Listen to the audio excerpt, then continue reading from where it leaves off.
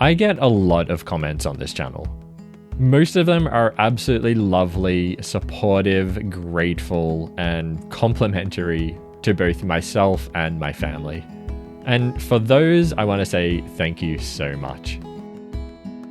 However, unfortunately, I also get a lot of negative comments, mostly from people that I think are just ignorant about the condition. They don't know anything about it, and they're judging based on a short section of a video they watched.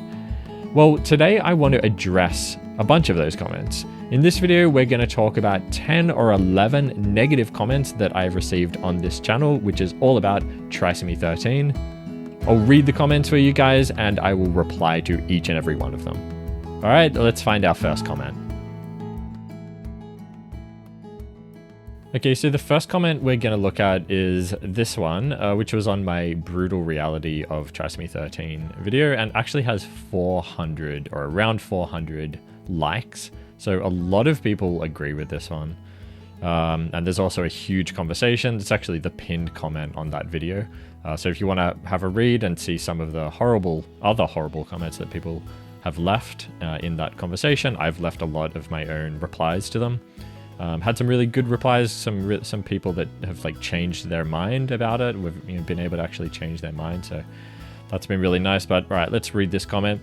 So Jenna7691 says, "Chance to exist," and that's a quote from my video. I think I said that they're lucky enough to have the chance to exist because most Trisomy 13 children don't survive. They can't exist, you know. So she's quoting me, "Chance to exist," and she asks, "For whom? This child is not existing, let alone thriving. Modern medicine has been keeping him or her alive for hundreds, if not millions of dollars. Let him go without pain and lovingly, the way one would a dying elderly relative. They're suffering so much, and though you are an amazing parent," thank you, "what about the child's needs? This isn't living." So I do understand the Jenna's, idea that the child is not really thriving and is not really living, that maybe his life doesn't constitute a worthwhile life. And I've actually made a video talking about this. I've talked a lot about, are their lives worth living? Are their lives positive ones? Is it kind of a net positive or is it a net negative? And I think really it depends on the case. Some children do experience a lot of pain throughout their lives, and they may only be around for a couple of years, and a lot of that might be in hospital, a lot of that might be away from parents, So there are some cases where she might be right. Some of the Trisomy 13 children may be suffering, a disproportionate amount of time or a large proportion of their lives. And yeah, that is very sad. But if my child was in that position, I wouldn't elect to do surgeries that would extend that life. If I had judged that my child was not living a life that was worth living and it was just constant suffering, I wouldn't have given him the surgeries that I gave him, And I think I would say a lot of parents, a lot of doctors would have the same ideas, the same recommendations. Nobody is going around trying to extend the lives of babies that are just constantly suffering. We just don't. That's just not. It's kind of a straw man argument to put forward because no one's doing that. At least not in my experience, and I certainly would never advocate for that. So every single step of the way, for myself personally, whenever we were facing a decision where we had to, we could give our child surgery, be it heart surgery, be it a peg or a tracheostomy or any of the surgeries that he's had, any of the treatments that he's had, we've always asked ourselves the question, is this the right thing for him? He was our priority, not ourselves. As much as we didn't want to let him go, and we love him, and he's this is the most important thing in the world to us. Him suffering causes us suffering, so we would never want to extend that. So the whole concept here is just wrong. Nobody is trying to extend the lives of children that are constantly suffering. And whether or not he's thriving, I mean, it's sort of a relative term, thriving. Like, everyone has their own idea of thriving. I have a particular idea of thriving. My wife has a completely different idea of thriving. I consider thriving for myself to be succeeding in my business and succeeding as a father and succeeding with my health, to be strong, to go to the gym and to be learning a language and doing all these things. My wife has a different idea. She may just consider having a comfortable life with her, and a clean house, and having her kids do well at school, and cooking some nice meals for her kids and making sure that they're healthy, and those are her priorities, and they're the things that she considers thriving. So and also, like, someone who lives in a third world country, where they don't live in a big city, they may have a totally different idea of what a thriving, or what constitutes living for them, compared to someone that was born in California. And so everyone has their own idea, and I may not consider my son's life to be particularly, like, thriving. I mean this is not the most that I want for him, of course, but he's not aware of any of that. He doesn't know that he's not thriving in my eyes. Like, he doesn't know, he doesn't have any concept of that. So for me, I just look at him and I say, like, does he seem happy? Is he, like, smiling most of the time when I go up to him and cuddle him and tickle him and talk to him? Yeah, he is. How much of his day does he spend crying? Is it a small percentage? Yes. Then that's okay. Like, I'm not going to feel guilty for forcing him to live when most of his life is actually pretty comfortable. So I really think people just need to think about it. Maybe it's not thriving for you. Maybe you don't want that life for yourself. That's fine. You don't have to it doesn't have to be, like, the life that other people live doesn't have to be the same life that you would want to live. So anyway, that was just a really big comment. I won't spend as much time answering the other comments because this was just a huge one that got so much attention. So anyway, I just really wanted to address that. All right, let's get to the next one. So the next one is not a valuable comment at all, but this person says, abort, abort, abort.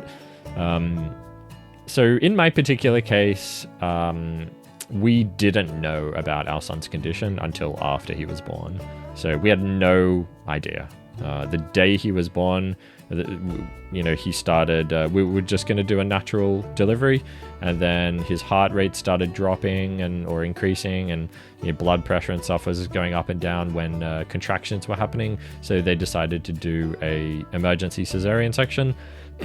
And when he was born, when I went in to meet him, I thought I was going to meet my son, and everything would be happy, but it wasn't to be, and I found out that he had a problem. He had a bunch of problems. I didn't know anything about trisomy. I'd never heard the term before. Never heard Patau syndrome. I never considered having a severely disabled child. And it was like a week later that I found out, oh, trisomy 13, what's that? So I Googled it, and then I learned, all about his condition. But we didn't have the option to abort. And whether or not we would have taken it, if we had known, I don't think so. I mean, I'm pretty confident in saying that we wouldn't have, because we always hoped for the best for him. And I've talked about this in other videos, that I always maybe I was in denial, but I always sort of secretly, silently hoped and knew that he would be a special case, and he would surprise all the doctors. He would go on to walk. He would be one of the rare ones that is really successful and does thrive. And in some ways I was right. In some ways, because he's still alive. He's 7 years old. He's almost 7 years old. So he is one of the very, very, very lucky few that gets to live that long. And he'll probably go on to live many more years, because he's doing really well. So yeah, I don't think I would have ever considered, and I never did consider, ending his life. You know, even if I could have, which I never really had the opportunity to. Opportunity is probably the wrong word, but yeah, it was just never a consideration. And I think even if we had known that it was trisomy 13 when he was still, you know, developing in the womb, we would have just hoped that he was great and hoped that he was fine, and we'd just do our best, you know, when we faced that eventuality. You know, it's just not, yeah, it was never something we considered. So everyone has their own take on that. You have to consider your own circumstances and everything, your own religious beliefs, but I'm not personally religious, so I don't have any problem personally with that. So it's just really up to you. But no, we didn't have the choice. So yeah. Okay, next one says, it's cruel to go to extraordinary measures to save a terminally ill baby that is suffering and in immense pain, just to let it live for a short time. Who are you doing this for? Sometimes it's kinder to let it die naturally, blah, blah, blah. So yeah, I mean, I sort of have already talked about this. But I just want to reiterate that, you know, he asked, who are you doing this for? I assure you that we are not and never have done this for ourselves. We always asked ourselves the question, is this right for him? Is this the best thing for him? Does he, if he could want to live, would he want to live? Would he want to continue doing this? And I never have had any doubt in my mind that he would want to. And that's the only motivation. You know, for me personally, like, I've talked a lot on this channel about the life of a trisomy parent, and it's not an easy life. Like this, I wouldn't wish this life for anyone out there. You know, it's not something that you would want. I want my child to be healthy. I want to have a healthy family. I want my children to be the best that they can be, and to be, you know, for all of their genes to be just perfect. But unfortunately, that's just not possible, and it's just not what life had in store for me or for my son. And you really just have to do the best that you can in every single moment, every step of the way. You got to make those calls, make those decisions, and live with them. You know, I have to live with, and I have questioned, did I do the right thing? Like, you know, he goes through periods sometimes where he cries a lot and has a lot of pain from various problems. And I do ask myself the question, did I make a mistake? Should I not have given him heart surgery? Like, would it actually have been kinder to just let him go? You know, of course I've asked myself that question. You can't avoid it. But, you know, then a few days later, he comes out of that bad period and he's a happy little cutie again. And yeah, I don't even think about it anymore, because he's not suffering most of the time. But it does hurt me a lot when I see him suffering. So, and because I've always had those choices to make, like, I've kind of played a role in his life continuing. So I have to sort of ask myself that question. I can't avoid that question. But yeah, the ultimate conclusion is that he's happy now, and that's the main thing. And I think that for the most of his life, he's been happy and he's been comfortable. All right, next one. How much suffering will my child go through for my own selfish needs? So this person's quoting me. I said, how much joy can I bring into my child's life, you know, so before they're taken from me?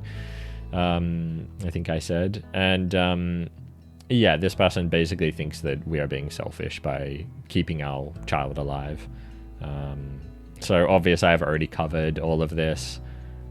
I'm not going to repeat myself, but I just wanted to share that comment with you guys. These are the kinds of comments that I often get on this channel. Just people just think that we are doing this for ourselves, and we're just selfish narcissists, you know.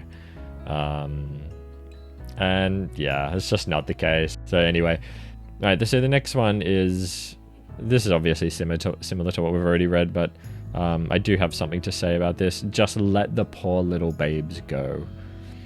I kind of am really curious as to as to what these people think the process would be like to let your child go. Because when our son was born, he had a couple of immediate issues. One was his breathing. He couldn't breathe well, and so he needed ventilators, various forms of ventilators they tried, like a BiPAP, CPAP, and then we intubated him, and then we put a tracheostomy in. So there were sort of 4 different breathing methods that he was using. And the only ones that were really good enough were the intubation, which obviously you can't stay intubated. I mean, that's just when you're kind of prepping for surgery and stuff. They were just seeing if it worked. And then the tracheostomy. So if we got the tracheostomy, then he could come home and we could, start our life together. So that's what we ended up going with. But if we just take that, the other problem they had was eating. He couldn't really eat. He couldn't, drink from a bottle or anything. So he needed to have an NG tube. So in his nose or in his mouth, tube goes down into the stomach, and then he can drink milk like that. So those were the 2 main problems. But if we just take one of them, the breathing problem, what would that look like to let the babe go, if their problem is breathing? You're basically suffocating. You're just letting them suffocate. So there would be constant episodes where he would turn blue, almost black. His skin would turn kind of blue-black, and he would be struggling to breathe, and they would have to get the ventilator on him and, and increase the pressure and, and he would kind of go unconscious a little bit. So they'd have to wake him up, and it was absolutely horrific. And we witnessed it multiple times, and it was just, I'll never forget it. It's just scarred on my memory. And that's what that would look like. It would be, we would have to say to the doctors, next time that happens, don't wake him up. Don't give him a ventilator. Don't give him any air. Can you do that? Could you actually do that? Please don't try to help him. Or the other problem, his eating. If I was to let the babe go and he can't eat, I would say to them, don't feed him. If he can't drink from the bottle, just let him starve. So you're gonna watch your child, your newborn baby, just waste away until they're skin and bone. It's just horrific, and that's such an easy thing to say. Just let them go. What are you doing trying to keep them alive? I just can't really. I assume these people are not thinking about what that actually practically means.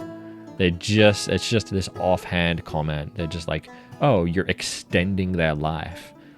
Like that's some kind of like evil like action that we're taking. No, it's not. We're just doing our best to support our son, to support our baby, and to help him do the things that he's trying to do. Breathe, eat, go to the toilet. It's just a sort of ridiculous, insane idea. To just withdraw all care. I don't know. I couldn't do it. Maybe these people are stronger or something than I am in some way. I mean, I would say more heartless, I guess, but I don't have that. Whatever that is, I don't have that. So I couldn't do it, and I never considered doing it. And the doctors never recommended that we do it either. So anyway, it's horrible. Just that idea is just horrible to me. The next one, I don't think I'm going to talk about, but yeah, this guy says, martyrs everywhere. So selfish to bring a child into the world with absolutely no quality of life while suffering to survive. That's against nature. We think we can play God when we should just let them go. I mean, this one's a great summary of pretty much every comment that we've read so far, so I don't need to talk about this.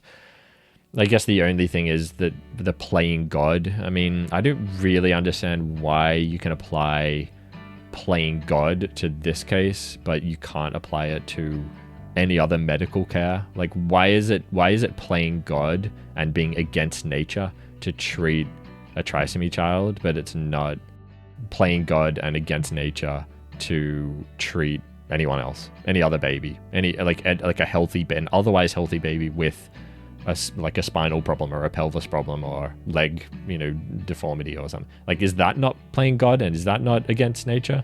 You know, just where do you draw that line? You know, I'm just quite curious as to that.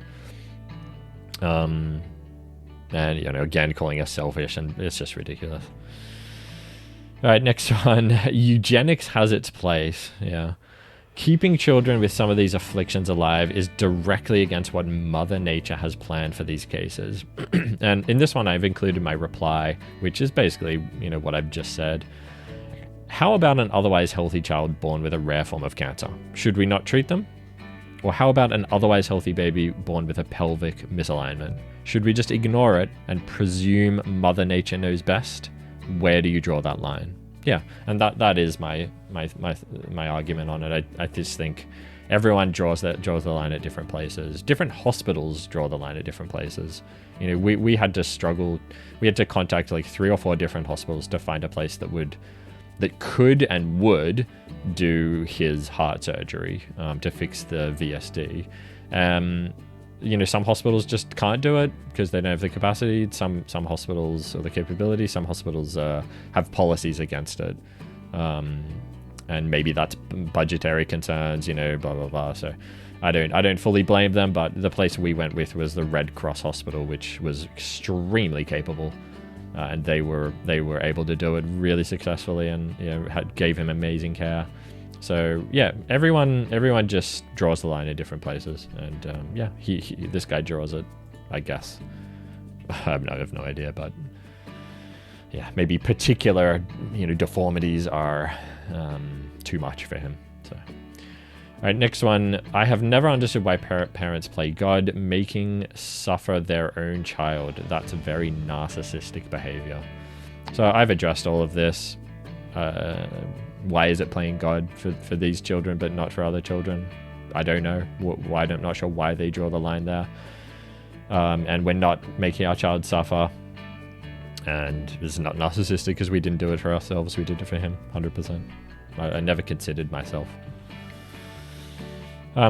Next one. This might be one of the... I think this is the last one. Parents should be able to choose when faced with the knowledge that their child would be born severely impaired and ill with such a short lifespan, whether or not to allow it to happen. Yeah, of course they should be able to. Ideally, they would be able to. Yes, it's possible to experience love for your child in this condition. It would also be love to not allow them to be born and have to go through this. I mean, I don't disagree. You know, of course, if you knew that the child had really severe deformities, like holoprosencephaly, for example, that, you know, I'd say like 99% of cases don't survive past the first day or two. And yeah, I probably most of their time would be suffering. It's probably agonizing pain. I mean, I can't even imagine, because some of them have like one eye, some of them have, you know, no mouth. You know, it's as bad as you can imagine it, really. It's like something out of your nightmares. So yeah, in those cases, I think parents should be able to choose, and I think they are able to choose. You know, I don't know about the laws regarding this in every country, every state in the US, and you know, around the world, but you know, I know recently they've changed some laws in some US states where you're not able to choose. You know, but yeah, I think in most cases, in most countries, they are able to choose, and they do choose to cancel the pregnancy. And yeah, I think I agree, that is love, and that is the right thing to do. It's the ethical thing to do and moral thing to do. In my view, everyone has their own view on that. But our child just, I mean, we never knew he had trisomy 13. He looked pretty normal, really. If you look back at the scans, I'll put some on screen. If you look back at the ultrasounds, I mean, he doesn't look that different. You know, we couldn't really see his toes and his extra toes in the ultrasounds. And he didn't have holoprosencephaly. He didn't have like strange eyes, really. He was a bit small, but it wasn't clear until the late stages that he was going to be small. He was like a few % smaller than usual, you know. So just in our particular case, it wasn't really clear at all. And we didn't have any like amniocentesis, I think it's called. I can't remember the name of it, but we didn't have the genetic testing done to see, you know, his condition. We couldn't see it. We had no idea. So yeah, unfortunately we weren't given that choice. But as I said earlier, we wouldn't have chosen to do anything differently. We would have still had him, you know, brought into the world, and we would have just done our best. We would have just had more time to prepare, I guess, and educate ourselves, which would have been probably good. Although I did enjoy the whole pregnancy, and, you know, my wife enjoyed it, and we were really happy, and it was such a wonderful time. So yeah, honestly, I probably wouldn't have wanted to know. I think maybe it would have been a bit less traumatic, but it would have also made the pregnancy pretty horrific, because we would have just been terrified the whole time. So yeah, I don't know about that. It's a good question. I've thought about it a lot, of course. But yeah, anyway, those are all of the comments that I had. Let me know if you guys want more videos like this. I could do a positive comments one, because that's obviously going to be really positive and lovely. I get some absolutely lovely comments on this channel of parents, of people who had no idea about the condition, from doctors, even nurses, people in the medical industry who love learning, maybe, and people who are studying medicine, who have told me that my videos have been really informative to them and really educational, and I've just taught them a lot about what, you know, the child's life's like, what the parents' lives are like, and that's exactly my purpose. Like, that's what I want to do. I want to reach all of those people, all the people who are just naive about it, who don't know anything about it, people who are studying, people who are in the field, who just don't come across trisomy children often, or maybe they've just come across their first trisomy child and they are reading up on it and, you know, learning about it, and they're the people I really want to educate. And yeah, parents that are struggling, like new parents that just got a trisomy diagnosis that need support. I want to be there to guide them. And I just get some amazing comments. So if you guys want me to go through some of them, let me know. Or if you want any other kind of content on this channel, let me know.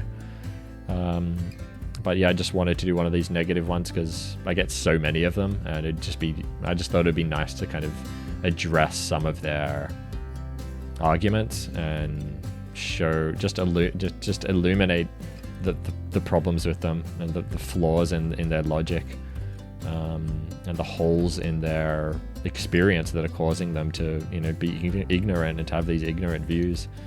But yeah, some of them I do kind of understand. So anyway, hope that was interesting. Let me know down in the comments if you liked the video, if you want this again, and hit the like button as well if you liked it, and the dislike button if not, because that helps me to know what kind of content you guys want. Oh, I just wanted to say, if you want to help support our life and raising our 2 children, we have a trisomy child and a healthy child, a daughter. And yeah, you want to financially help us, which we massively appreciate, because we always need extra help. It is a tough life. It's tough on the bank account. You can support me by going to the members section, or pressing join on any of my videos or on my channel, and becoming a member. It's just, you know, $10 a month or something to support us.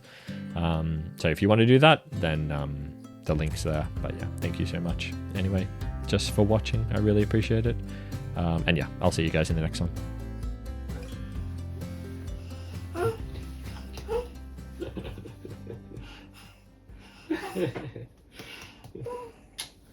Cutie pie.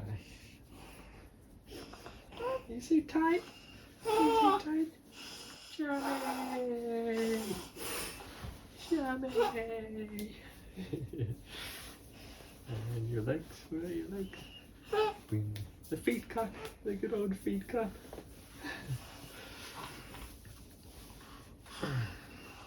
They're cutie cute. You want to stretch your legs a bit? Stretch your legs a little bit? Yeah, should open them up a bit. Yeah? Open them up a bit.